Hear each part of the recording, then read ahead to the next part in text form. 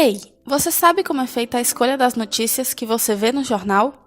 Ou os entrevistados, como apareceram lá? Vou te explicar e você vai conseguir entender o que tudo isso tem a ver com o tal do faro jornalístico. Diante do enorme número de informações que chegam na rotina jornalística, se tornou necessário criar critérios para mediar as informações, e com isso, surgiram algumas teorias que estudam esses critérios.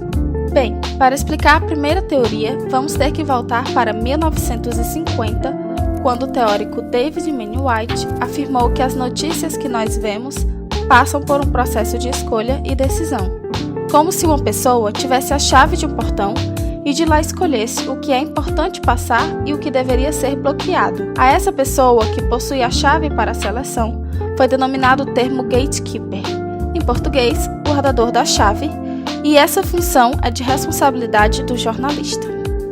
Nas pesquisas, White percebeu que não só uma pessoa poderia ser esse gatekeeper, mas uma série de valores internos e externos que definem o valor notícia da informação.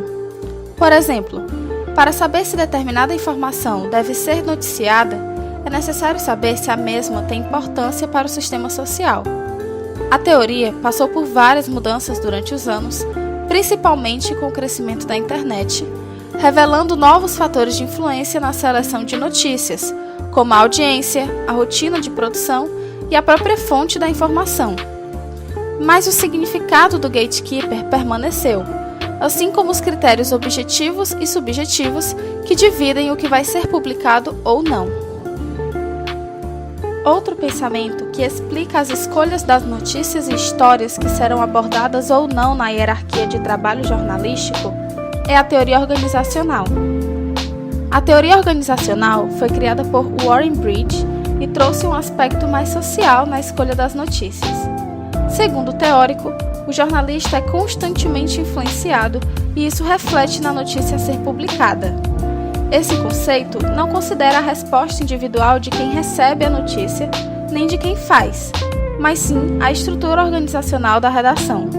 Por esse motivo, o jornalista precisa seguir o que é imposto por uma linha editorial, ou seja, ele passa a ser influenciado pela linha política da organização em que trabalha. Com isso, surge um conformismo por parte do profissional, originado por fatores internos e externos, entre eles a pressão da rotina na redação e a necessidade de evitar penalidades e constrangimentos no exercício da profissão. A pressão do tempo nas redações também é um exemplo de fator que influencia mais os critérios de escolha do jornalista do que o critério pessoal. Tá, mas você deve estar se perguntando: o que tudo isso tem a ver com faro jornalístico? Então, tudo isso é o faro jornalístico. Para João Carlos Correia, no livro O Admirável Mundo das Notícias, por meio da experiência e rotina no mercado de trabalho, os jornalistas conseguem fazer essa seleção de notícias de uma maneira muito mais fácil e rápida.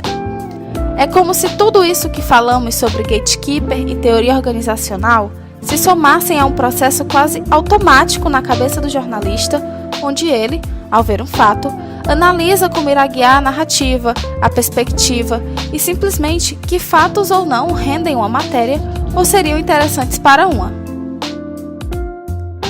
Como dito por João Carlos Correia, o que os jornalistas observam é mediado pelo vocabulário de recursos simbólicos e esquemas de classificação que eles desenvolvem na sua cultura profissional.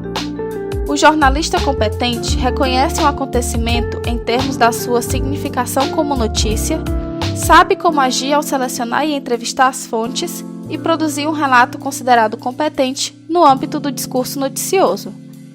Isso tudo não vem em manuais ou em cursos, mas é peça intuitiva e inconsciente, fundamental na profissão. É o que chamamos popularmente de faro jornalístico.